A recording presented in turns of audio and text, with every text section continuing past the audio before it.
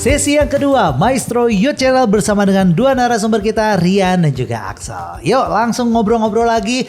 Buat yang udah tahu The Blues atau mungkin ini anak-anak muda yang denger sedang ingin mempersiapkan Sweet Seventeen, incarannya udah The Blues nih musik entertainmentnya ya. Pengen lebih kenal lagi dong dengan personilnya, langsung kita hadirkan owner dan juga foundernya. Tadi udah bercerita sedikit ya, udah spill apa kesuksesan mereka. Kesuksesan yang kayaknya juga gak pernah bayangkan ya. Tahun lalu berkat yang begitu luar biasa Tuhan kasih. Anugerah lah. Anugerah sekali. Bless Target yang mereka buat adalah 30 job dalam setahun. Tuhan kasih 67 job. Dan kalau kita berbicara tahun ini, biasanya kan event itu gak sebulan baru ngobrol, deal. Itu sudah persiapan cukup panjang kan. Udah ada dealing beberapa kah di tahun ini? Hitung gak sama kalian? Puji Tuhan, kalau hitung sih di atas 5 udah ada sih. Di atas 5 sudah ada ya. Udah ini yang udah deal ya kan, untuk siap dijalankan. Belum dengan ongoing juga yang dalam proses tahap nego dan lain-lain. Oke, jadi kalian cukup optimis ya tahun ini 50 dan 60 lagi akan tercapai. Amin. Ya. Oke, pastinya untuk mencapai itu kesuksesan ini kita harus belajar dari anak-anak muda, dari anak-anak muda juga langsung sesuai dengan tagline kita juga. Apa sih tips and trick kalian bisa membuat The Blues ini akhirnya bisa dikatakan cukup berhasil di tahun ketiganya? Mau siapa dulu nih? Axel dulu, kelihatan wajahnya lebih siap. Ya tentunya yang pertama gak luput aku bilang thank you ya buat koneksi. Maksudnya karena teman kita juga bisa sampai ke titik ini tuh karena teman-teman gitu, entah dari IO, entah dari siapa vendor lain gitu yang player juga udah gitu. Tentunya dari kliennya juga gitu. Tapi aku mungkin satu hal yang aku benar-benar belajar waktu bangun bisnis musik entertainment ini tuh adalah koneksi sih. Karena dari koneksi itu kan kita nggak pernah tahu kita ketemu siapa gitu ya. Udah gitu dari ketemu siapa itu kita nggak pernah tahu job bisa datang dari mana gitu. Jadi yang pertama-tama aku pelajari itu adalah setiap kali kita ketemu sama orang tuh ya kita bangun koneksi lah gitu. Bukan maksudnya ada udang di balik batu gitu ya. Kita pengen kenalan karena supaya bisa dapat job, bukan begitu. Tapi dari orang itu pun kita bisa dapat insight, kita bisa belajar ya bro ya. Ya gitu sih mungkin. Belajar dari player juga ya. Dari player juga gitu. Obrolan-obrolan sama mereka gitu, pengalaman mereka gitu selama berkarir di musik kayak gitu sih. Kan tentunya kita juga nyusun ini dan itu kan ada masukan juga dari player, entah masukan dari vendor gitu. Jadi ya nggak ya kita terus bangun koneksi lah gitu intinya ya. Setuju. Karena musisi nggak cuma jago dalam bermusik. Betul. Attitude nomor satu sebenarnya ya. Kita selalu diajarkan oleh banyak pemusik sebelumnya ya, di atas kita selalu itu. Dan aku testimoni pribadi, aku berapa kali bertemu dengan mereka di job, mereka punya attitude yang bagus. Ya, terima kasih Tuhan. Ya, seperti salah satu tips juga akhirnya mereka bisa maju sampai sekarang. Tuhan percayakan 67 job di tahun lalu, gitu ya. Dan kalau tadi kan Esel bilang ya, takutnya ya jadi manusia itu serba salah. Kalau misalnya kita sombong, kita nggak mau ngobrol, nggak mau buka koneksi, disangkanya sombong. Tapi kalau misalnya kita akhirnya ngobrol sama orang, ada udang di balik batu cari ini. Emang nggak akan bisa dianggap benar oleh semua orang 100% gitu ya. Tapi kalau yang dipilih oleh Axel adalah ya udah coba aja mendekat sama semua vendor, mau pemusik, bahkan di luar musik juga kalian selalu jaga koneksi ya. Tujuannya supaya nanti siapa tahu bisa bekerja sama, masih kenal satu dengan yang lainnya. Jadi koneksi itu nomor satu. Tips dari seorang Axel. Rian pasti punya tips yang lainnya juga. Kalau dari segi Rian apa nih? Aku sih mungkin belajar kok dari awal bangun si The Blues ini, yaitu tadi kok yang pas kita obrolan, maksudnya dari yang ngasal nyebut gitu, 1 bulan 1 klien gitu. Tapi aku belajar dari situ, maksudnya bikin target tuh penting gitu. Jadi kayak pada saat itu kan 1 bulan 1 klien, tahun berikutnya 2 bulan 2 klien, udah gitu 30 klien kayak gitu. Sejauh ini iya tercapai gitu kok. Jadi mungkin ya itu sih, bikin target, terus planning segala macam. Kayak buat tahun ini juga kemarin aku ada pertemuan khusus juga ya, kayak maksudnya sama Excel gitu, kayak kita 1 hari itu buat ngomongin aja gitu, maksudnya resolusi 2024 nih buat si The Blues ini gimana gitu, apa yang bisa kita tingkatin gitu, apa yang belum terrealisasi gitu dari tahun sebelumnya kayak gitu sih kok. Aku belajar juga ya, ini kan masih awal bulan ya di tahun 2024 ini ya. Kebanyakan orang tuh males bikin resolusi. Tapi kalau dari cerita kalian aku jadi belajar ternyata tuh penting banget ya. Itu jadi kayak mengarahkan kalian untuk menjalani tahun ini tuh seperti apa. Dan gak cuma dipersiapkan tapi harus dikerjakan juga gitu ya. Nah tapi kalau boleh dijabarkan Rian nih, setelah bikin resolusi, setelah bikin target bisa 30 gitu ya. Langkah-langkah apa sih yang bisa kalian lakukan? Misalnya apakah kalian selalu aktif di media sosial kah atau apa sih? Boleh nggak bagi-bagi tips, siapa tahu ya anak muda yang terinspirasi oleh kalian juga kayaknya pengen. Boleh nggak sih? Atau kalian takut jadi ada kompetitor? Wah, Gimana? boleh dong. Boleh ya? Maju bareng-bareng dong. Maju bareng-bareng. Nah, boleh nggak kasih tips? Mungkin iya itu sih kok, portofolio juga sih. Maksudnya zaman sekarang ya, salah satu yang penting juga kayaknya bangun media sosial gitu. Jadi kita biasanya banyak juga kalau misal kayak setiap beres event gitu kok, kita biasa minta foto anaknya gitu buat kita post di media sosial, terus captionnya apa, vendor-vendornya segala macam gitu. Terus kita juga biasa kalau ngejob kayak gitu pasti kita record juga tuh permainan kita gitu. Biasa Excel tuh yang bagian ngeditnya, aku ya biasa yang bagian ngepost ya di Instagram. Jadi mungkin itu sih kok. Ngepost, ngedit, bikin caption itu semua kalian yang buat. Kita semua berdua. Gak ada admin, gak ada apa. Iya. Belum. Sejauh ini belum. Wow, jadi kalian lakukan semua itu bayar harganya ya. Mungkin yang dibilang, kan saya main musik ngapain ngurusin yang suite-nya siapa dan segala macam, tapi ternyata berbuah hasil gitu ya. Kalau Instagram kalian kelihatan bagus, terpercaya oleh klien-klien kalian selanjutnya. Yang menarik, ternyata mereka sudah seserius ini, mereka kuliah nggak kuliah musik loh. Ternyata mereka memilih cabang yang lain, bukan kuliah musik. Apakah itu? Aku mau bahas di segmen yang selanjutnya ya. Karena kalau sekarang waktunya sudah habis. Jadi yuk kita akan berhenti dulu.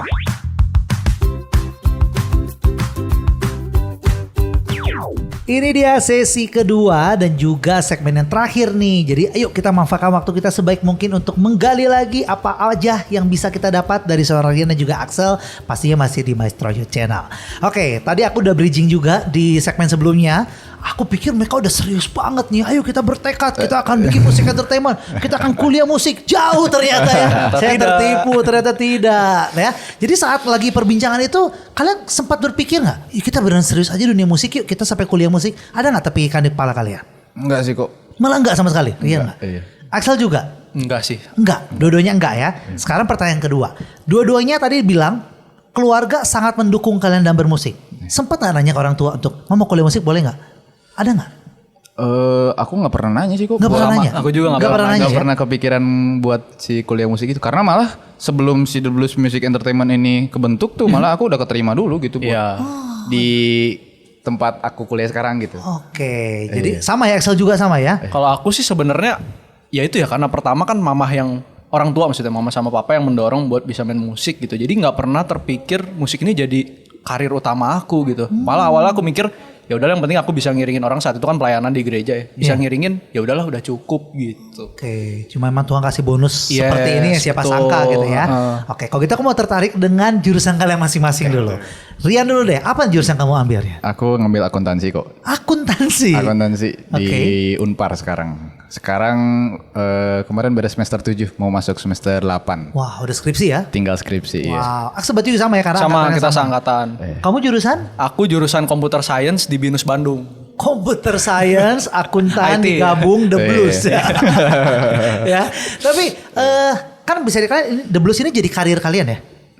Untuk mendapatkan sekarang. penghasilan Iya, uang. iya. Kita bisa ambil satu sisi positifnya adalah buat anak muda yang mendengarkan obrolan kita yang sebenarnya pengen kuliah musik, ternyata orang tua nggak dukung, aku mau bisa berkarir, kata siapa? Ini dua contoh di depan mata kita sekarang ya. Mereka tuh bisa menunjukkan mereka bisa berkarir, menghasilkan uang juga lewat Gitu. karir musik tanpa harus kuliah musik. Itu yang pertama gitu ya. Tapi yang kedua yang aku pengen belajar dari kalian juga, apakah setelah kalian kuliah itu menambah sesuatu dalam karir The Blues kalian, atau justru sebenarnya memang sangat dua dunia terpisah gitu?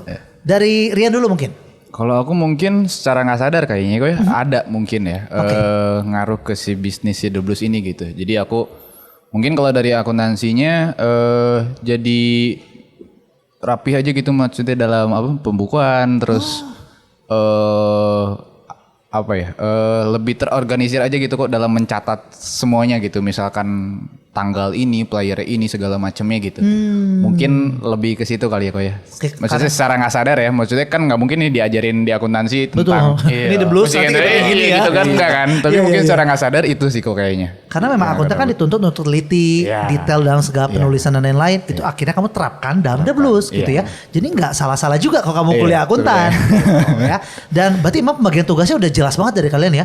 Siapa yang bakal ngedit video, siapa yang nanti bakal masukin ke Instagram caption, transaction yang bikin accounting seperti apa gitu. Kalau dari Excel sendiri, ini lebih PR lagi nih sebenarnya ya aku dari tadi mikir apa ya hubungannya. Computer science digabungin ke The Blues, ayo. Sebetulnya kalau secara technical skillnya dari IT atau computer science ke musik ke The Blues ini nggak ada sih sebenarnya. Cuman aku belajar di kuliah itu kan kita semua serba mandiri ya. Kan kalau di SMA kita nilai jelek masih didorong tuh sama guru gitu. Tapi kalau di kuliah kan ya kita nggak lulus ya udah silakan ulangin lagi gitu. Nah jadi mungkin yang aku pelajari karena kuliah IT juga tidak mudah menurut aku gitu ya. Jadi aku belajar gimana caranya buat menata waktu di kuliah yang akhirnya bisa diterapkan juga ke si musik entertainment ini gitu. Terus gimana ngambil keputusan dan lain sebagainya gitu sih. Tapi secara technical skill sih mungkin gak ada ya. Tapi secara soft skill kuliah juga mindset kuliah ini banyak yang aku terapin juga di musik entertainment gitu sih. Setuju banget. Karena kalau yang mau jadi pemusik nih ya di dunia wedding ataupun Sweet Seventeen, ini kayaknya kita buka sedikit gitu ya. Jangan cuma lihat naik ke atas panggung, main keren, pulang dapat fee, nggak gitu gitu ya. Di balik itu mereka scheduling kapan jadwal latihan. Mungkin ada bentrok dengan kuliah. Kalau namanya latihan musik itu kan nggak mungkin 1, 2 bisa, 3 nggak bisa, nggak apa-apa. Harus gabung semua. Gimana ngatur jadwal itu sedemikian rupa itu bener-bener PR banget. Belum lagi kalau 67, berarti aku bayangin ya. Berarti ada momen yang paling banyak deh waktu itu bulan Januari sampai Desember. Yang paling epic di bulan apa? Masih ingat kalian? Oktober. Akhir-akhir sih Oktober. Oktober, November, Desember kayaknya lagi rame banget ya. Oktober, sebulan paling maksimal berapa banyak waktu itu? Waktu itu Oktober tuh 14 atau 15. 15. Nah bayangin ya, 15 event berarti kan 15 hari udah untuk eventnya nih ya.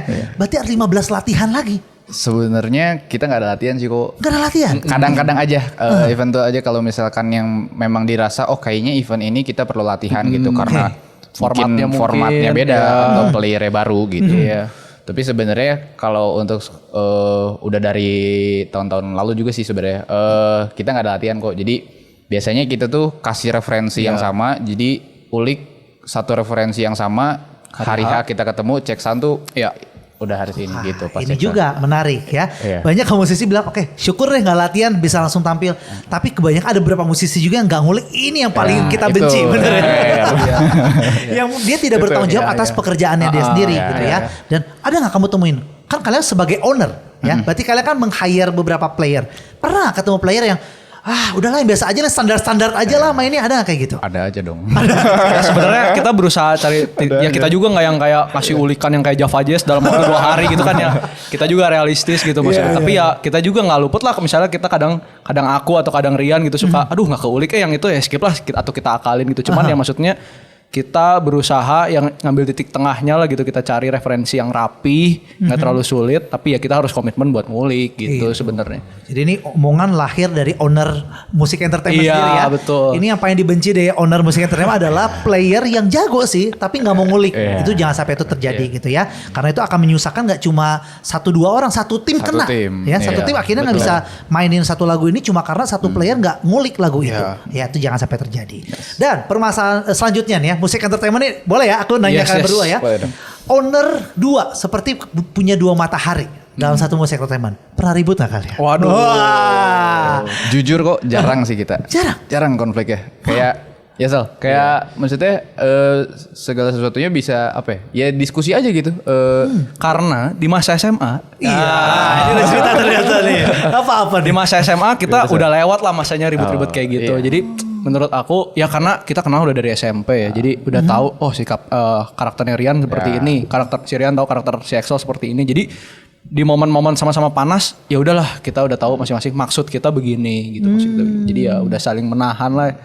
Ya mungkin ada lah mungkin 1 kali 2 kali mah ya tapi maksudnya enggak yang ya udah gua gini lu gini ya udah kita pisah aja gitu. Nggak, kita berusaha cari jalan tengahnya lah gitu. Enak banget lah pokoknya kerja sama-sama Excel maksudnya ya bisa saling jadi terharu. Ini bukan acara yang nangis-nangisan gitu loh, enggak loh. Ratingnya naik sih tapi kita nggak gitu kok acaranya. Tenang-tenang. Oke, jadi kalian nggak ada masalah. Tapi kalau aku tarik kesimpulannya bukan karena datang begitu aja, tapi ada proses yang kalian alami juga. Sebenarnya pernah ribut-ributan tapi pas masa-masa mungkin SMP, pas lagi lomba-lomba band itu pernah ribut, tapi sekarang udah semakin dewasa saling mengerti satu dengan yang lainnya sehingga keributan itu bisa dihindarkan. Nah, pertanyaan terakhir deh kalau gitu. Gimana nih tips and trick buat anak-anak muda yang pengen jadi musisi? Karena kalian juga musisi, tapi pengen mungkin jadi musik entertainment juga gitu ya. Apa tips versi kalian untuk anak-anak muda yang menonton podcast ini yang ingin seperti kalian nih masa depannya? Apa yang bisa disampaikan masing-masing ya? Mungkin. Silakan. Axel dulu karena udah dimulai dengan kata mungkin. Mungkin. Ya. Silakan Axel. Ini dibawa dari toel-toel nih. Dulu. Oke. Ya ini sebenarnya aku belajar juga dari Rian ya. Jadi pas awal tahun 24 ini kita kan evaluasi gitu. Sejauh apa musik ini bisa berkembang gitu. Terus yang kita dapat tuh adalah coba ya kalau waktu itu kita cuma ngomong doang gitu. Pengen musik entertainment tapi nggak melangkah gitu. Kan di luar sana mungkin banyak orang yang, "Wih, saya pengen punya ide ini, saya pengen punya ide itu" gitu. Tapi berhenti di ide aja. Gitu karena resikonya banyak males gitu. Udah aja cari yang aman-aman gitu. Nah, di saat itu puji Tuhan kita berdua ya istilahnya beranilah gitu untuk melangkah gitu. Jadi mungkin kadang orang, "Wih, saya pengen punya job misalnya kalau dalam kuantitas gitu 60 dalam setahun gitu kan, tapi satu kali aja belum pernah gitu." Nah, ya udah kita bikin target dulu. Makanya tadi targetnya bermulai dari yang sebulan 1 gitu. Mungkin mau nambahin, Bro? Apa ya kalau berkarya di musik ya? Yang pasti ya upgrade skill bermusiknya dong gitu ya. Kalau misalkan yang main musik, vokal, misalkan les apa segala macam. Karena pada saat itu juga aku kan mikirnya kayaknya otodidak doang cukup nih gitu. Ternyata beda sih apa yang dipelajari di les gitu. Pasti banyak dapet insight baru lah ya.